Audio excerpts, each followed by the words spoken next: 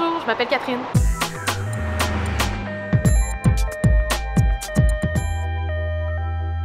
Pour cette première capsule paramédic, on répond à une question de Michel de Québec qui nous demande quoi faire à l'approche d'un véhicule d'urgence derrière lui. Pour ce faire, on a fait appel à Jean-Philippe Montreuil, instructeur en conduite à la CETAC. À toi, Jean-Philippe. Et puis même que je pourrais pointer l'autre bord, en fait, t'arrives par là, ça serait malade. Oh, ok. C'est ça. Donc pour commencer, si tu avais un conseil à donner, quel serait-il? Le premier conseil que je donnerais, c'est rester calme en premier lieu. C'est sûr qu'un véhicule d'urgence qui arrive par en arrière, on est souvent stressé, on ne sait pas quoi faire. C'est pour ça qu'on est là aujourd'hui pour donner des conseils. Si vous êtes capable, rangez-vous à droite. Ce qui devrait être fait en tout temps. Par la suite, si vous êtes dans l'impossibilité, immobilisez le véhicule et ralentissez la vitesse.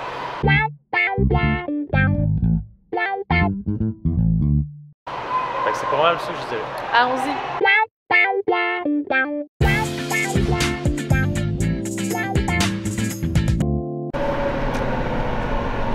À l'approche d'une intersection, on devrait toujours garder la gauche, comme mentionné dans la vidéo plus tôt. On change de tonalité pour les aviser. Le monde devrait se ranger vers la droite, en principe, pour ralentir comme la personne le fait. Donc dans des situations comme ça, où clairement c'est impossible de passer, quelle serait la conduite à adopter? En fait, le véhicule en avant devrait se ranger vers la droite, ce qu'il est en train de faire tranquillement, pas vite, pour ensuite avoir notre place pour pouvoir passer. Est-ce que les sirènes sont visibles autant de jour que de nuit? Oui, exactement. En fait, les gyrophares qu'on met en tout temps sur une conduite urgente vont toujours être visibles de jour, de soir, de nuit. Par contre, c'est sûr que c'est important, avant notre corps de travail, de bien les nettoyer. Est-ce que j'ai dit sirène? Fait qu'en gros, dans la circulation, ça roule bien. Le monde nous entend de loin, ils peuvent commencer à se tasser à droite, comme on voit le Jeep en avant. Par contre, il va falloir qu'on se retasse de voie pour aller prendre la direction Shannon, 573 Nord. Là, ça fonctionne bien, le monde se range à droite. Évidemment, un petit conseil d'usage, sur l'autoroute, quand on est en urgence, on essaie de ne pas dépasser le véhicule ambulancier et aussi de ne pas suivre de trop près pour que ça soit sécuritaire. La plupart du monde vont faire ça correctement. Par contre, quelques-uns vont prendre ça un peu comme une compétition ou un chemin facile à prendre pour éviter le trafic. Donc, à ne pas faire. Fait que là, ce qu'on voit en avant, en fait, le véhicule qui est à l'intersection arrêté devrait se ranger vers la droite. Puis pour, justement, y montrer, on va se tasser un peu vers l'extérieur à gauche pour qu'ils comprennent qu'il va se ranger vers la droite. Exactement. Ça, c'est numéro 1. Ça, c'est numéro 1. Fait que là, on a une circulation en avant. On garde toujours la gauche, comme on dit depuis le début. C'est pas mal le mot d'ordre. Il y en a qui réagissent plus vite que d'autres. À ce moment-là, pour nous autres, on essaie de garder une vitesse et une distance raisonnable pour leur laisser le temps et ne pas les stresser plus. On va tourner à droite, on fait notre arrêt complet. Comme là, présentement, on voit un véhicule qui va nous passer dans la face. Qui est très dangereux pour nous, en fait.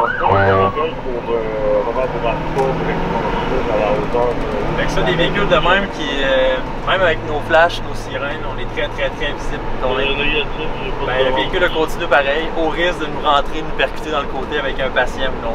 Fait qu'à ce moment-là, à éviter, bien sûr. Ce qu'on peut voir, c'est que la personne qui est en avant accélère, puis en fait, c'est vraiment un comportement à éviter parce que c'est dangereux. La chaussée est glissante aujourd'hui. On veut éviter des accidents. Donc, on s'approche pas trop, on garde quand même une distance sécuritaire pour éviter des situations stressantes pour la personne qui est en avant. Par contre, c'est vraiment super important d'anticiper. On va montrer le bon exemple. Le 4605.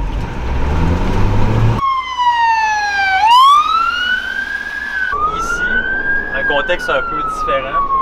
On essaie de conserver la gauche. Par contre, si c'est plus facile, on peut se mettre en position au milieu pour faire séparer les véhicules. Entre deux voies.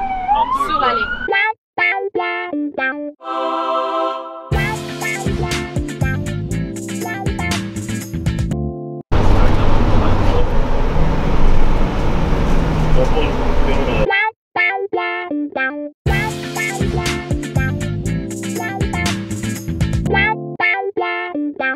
Donc, merci Jean-Philippe pour toutes ces informations.